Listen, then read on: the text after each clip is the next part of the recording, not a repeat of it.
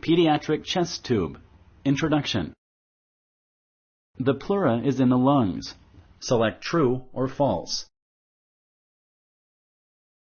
Correct. The pleura is around the lungs and forms the pleural cavity, which is the area between the chest wall and the lungs. Pneumothorax is where fluid gets trapped between the lungs and the chest wall or ribs. Select true or false. Correct. Pneumothorax is when air gets trapped between the lungs and the chest wall. Pneumothorax and pleural effusion can be life-threatening if not treated.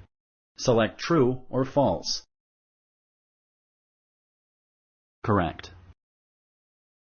Patients may be awake during the placement of a chest tube. Select true or false. Correct. During local anesthesia, patients are awake but do not feel pain at the site of the operation. The risk of infection is common. Select true or false. Correct. Bleeding, infection, and scarring are possible but not likely. Thank you for using Explain.